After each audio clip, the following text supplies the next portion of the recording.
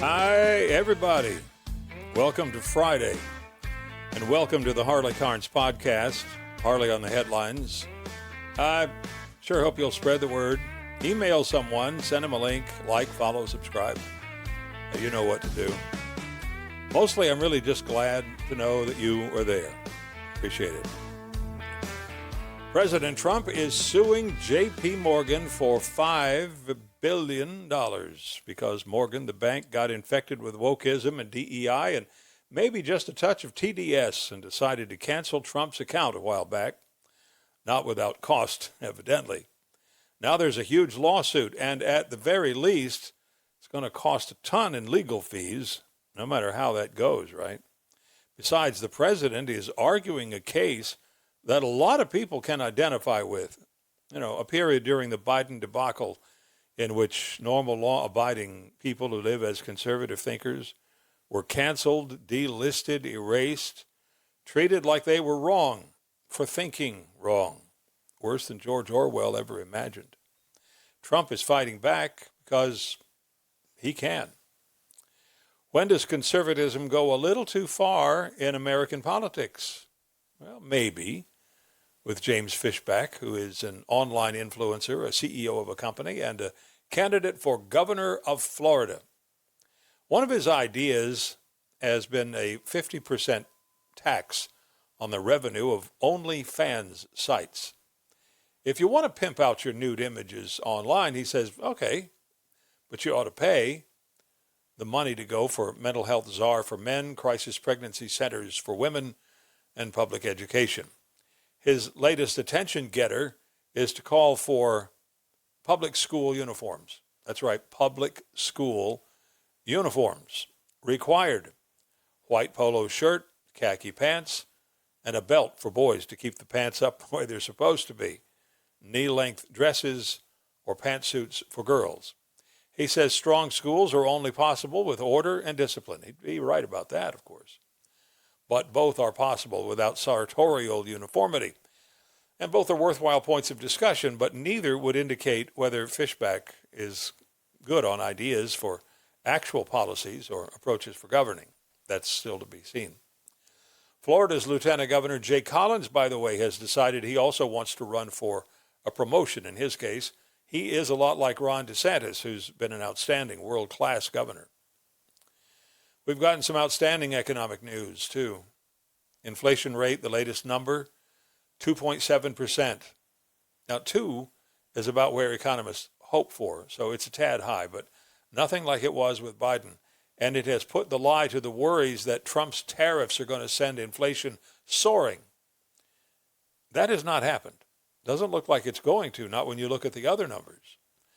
The more important number is the gross domestic product, of course, the overall economy number. The U.S. economy grew at 4.3% in the third quarter. That's booming territory. The second quarter was really excellent at 3.8%, far outstripping inflation, but 4.3%, the annual pace. That's outstanding. Exports went up 8.8%, also great. Imports went down 4.7%. Again, that's outstanding for the trade deficit numbers. Now, the fourth quarter numbers for 25 are expected to take a hit from the Democrats' government shutdown that lasted nearly half the quarter. It may chop GDP growth in half. Gee, thanks, Schumer. We're in the first quarter of 2026. It'll be in April before we find out how this year really started out. The TikTok deal is done. We now know what the company will look like. Major investors, Oracle and Silver Lake and MGX, which is from the UAE, are forming the new TikTok as a joint venture. They are promising comprehensive data protections, content moderation, algorithm security, and software assurances for American users, which is all techno speak for China won't be able to spy on the U.S. using TikTok anymore. The other point is 200 million people in this country who use TikTok will not lose their accounts, and folks like me who never have just might start. Point is, the deal is done, okay? TikTok stays. Too early to say how bad the huge ice and snowstorm will be that is blasting across the midsection of the nation, soon to blanket the East Coast from Maine all the way down to South Georgia. Important in the midst of misery to remember this. Ice melts. You are smart and resilient and capable. You'll come through this okay. Interesting and worth noting, the United States is no longer part of the World Health Organization. The withdrawal from the organization is now complete. Now, on one hand, some like Lawrence Gostin at Georgetown University call it the most ruinous presidential decision in his lifetime, predicts the health of untold numbers will suffer. On the other hand, are those who say it is time that the U.S. turned its back on one of the globalists' primary propaganda and population control machines. You be the judge. Next step for trying to end the war in Ukraine is the Trilateral Summit. Finally, Vladimir Putin is part of the discussions with U.S. and Ukrainian diplomats. The key sticky question is this: how much land is Ukraine willing to say that Russia can keep without further bloodshed? They are meeting in Abu Dhabi. Intensity is said to be very high. Fingers are crossed. Prayers going up. Hopeful expectations.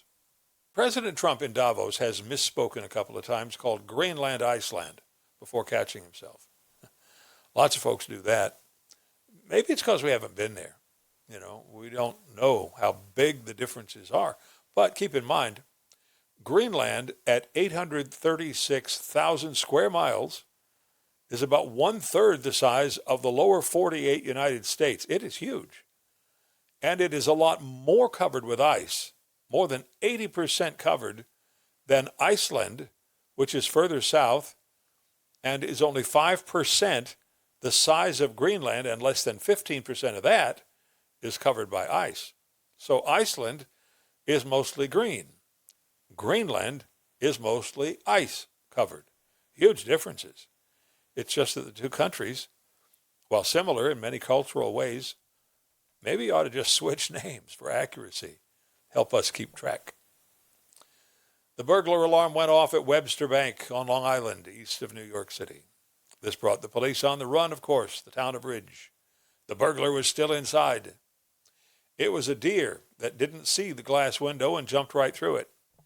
Once inside, like most deer, it got confused, didn't just hop back through the hole it made. It ran all over the place, making a great big mess. Officers came in, they lassoed it, they walked it outside, sent it on its way. One officer said the buck was just looking for some bucks. Okay. This is one of those ugly American stories we just hate. In Canada, in Squamish, where mountain climbers from all over the world come to practice, there's a rock, smallish, but it sat up high at the Superfly boulder.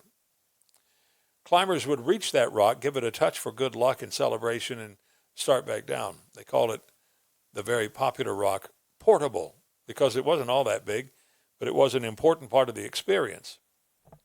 Then they think some selfish, unthinking American, no doubt thinking he was being funny, stole the rock, took portable back down the mountain. Climbers everywhere were pissed. Hats off to Reddit for being a place where the Looney Tunes gather. And the story began to spread that portable was in Bishop, California, more than 1,700 miles away from Superfly, and was sitting at the base of the Iron Man bouldering spot. Turns out it was the rock, and it was wearing googly eyes and a sick hat when they found it. Climbers from Canada took the rock back. The actual story of how portable made such a trip is not known, at least not yet. Somebody will spill. They always do. Got to have the credit, right? Well, I guess that's it for today's Harley on the Headlines. Thank you so much for checking us out. Please come back. Let some other people know about this. Hit like, follow, subscribe, send an email, include the link to the show. It'll help a lot. I'm Harley Carnes, and I'm looking forward to seeing you again real soon. So fly safe.